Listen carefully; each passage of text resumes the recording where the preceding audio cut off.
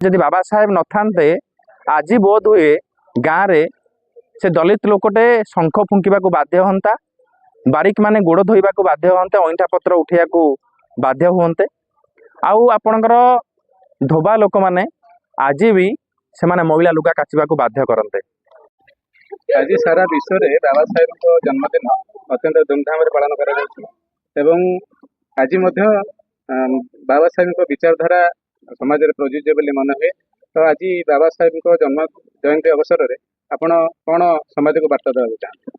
आज सारा विश्व रे खाली आपणकर भारत रे नु सारा विश्व रे तमाम जगह रे आज बोधिसत्व भारत रत्न विश्व रत्न डॉक्टर भीमराव आंबेडकर जन्म जयंती समस्त धूमधाम रे पालुछंती।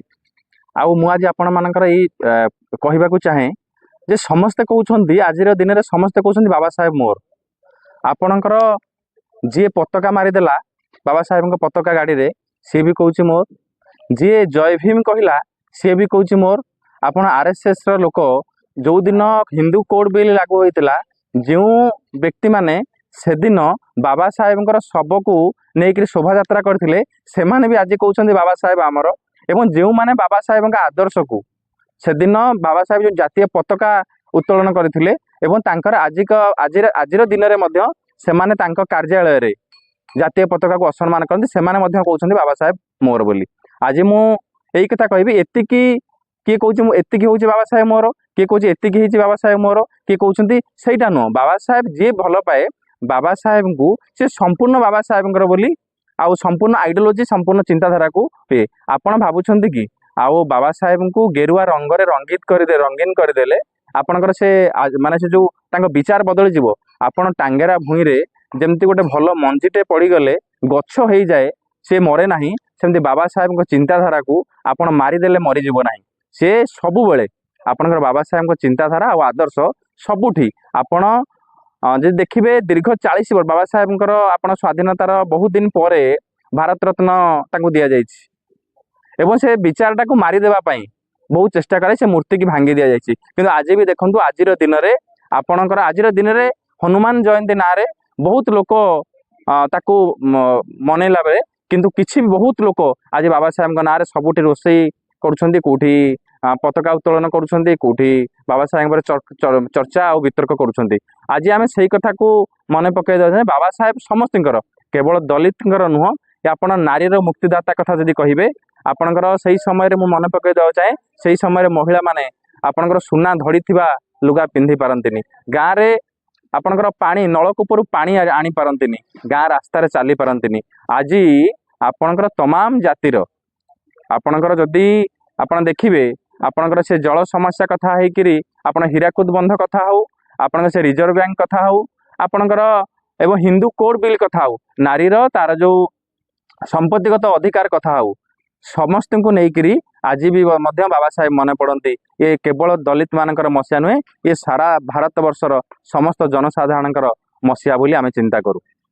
आज मुझे कथा मन पकई देवा चाहे जो मैंने से दिन बाबा साहेब को घृणा करुले आज भी से कहते बाबा साहेब आमर बोली कहीं यही जो दलित भोट को हाथेवाई यही जनसाधारण को हाथेवाई से आज योजनाबद्ध भाव में आज जो मैंने गाली करुले बाबा साहेब आज आप देखो से जो मिश्र मैंने देखूँ जो मैंने गाली करुले बाबा साहेब मुर्दाबाद मूर्ति भांगुले आज से बाध्य बाधकतार बाबा साहेब बेकरे फुलमाला देइछंती। आज दिन में बाबा साहेब यही मन पड़ती जेतेबेले जाति भेदर निर्यातना आ छुआछूतर निर्यातना जेतेबेले समाज उपरे क्रूर रूप धारण करे आपणकर सही समय बाबा साहेब कथा बहुत मन पड़े जे जदि बाबा साहेब नथान्ते आज बोध हुए गाँव रे से दलित लोकटे शंख फुंकिबा को बाध्य हंता, बारिक माने गोड़ धोइबा को बाध्य हंते, अईंठा पत्र उठिया को बाध्य हुंते। आउ आपणकर धोबा लोक माने आज भी से माने महिला लुगा काचिबा को बाध्य करते।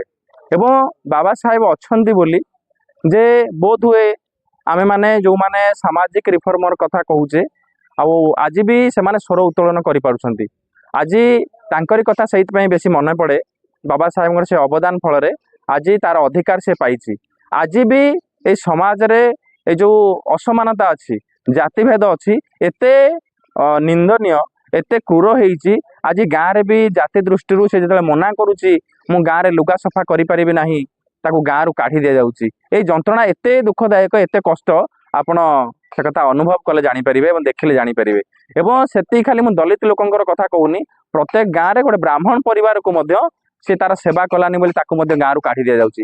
ଏଇ ଅମାନବୀୟ କାର୍ଯ୍ୟ ଉପରେ ଆମେ ନିବେଦନ କରୁଛୁ ସମସ୍ତ ଜନସାଧାରଣଙ୍କୁ ଆପଣଙ୍କ ମାଧ୍ୟମରେ ଯେ ଏଇ ଯୋଉ ସାମାଜିକ କଳଙ୍କ ଏଇ ଯୋଉ ସାମାଜିକ କୁପ୍ରଥା କୁ ଲୋକ ସମାନତା ଆଡକୁ ଯାଆନ୍ତୁ, ନ୍ୟାୟ ଆଡକୁ ଯାଆନ୍ତୁ, ଭାଇଚାରା ଆଡକୁ ଯାଆନ୍ତୁ, ଗୋଟେ ସୁସ୍ଥ ସମାଜ ଗଠନ ହଉ, ଲିବର୍ଟି ଇକ୍ୱାଲିଟି ଫ୍ରାଟର୍ନିଟି ଜଷ୍ଟିସର ଗୋଟେ ସମାଜ ହଉ, ସମସ୍ତେ ସୁଖ ଶାନ୍ତି ସ୍ୱଚ୍ଛନ୍ଦରେ ବସବାସ କରନ୍ତୁ।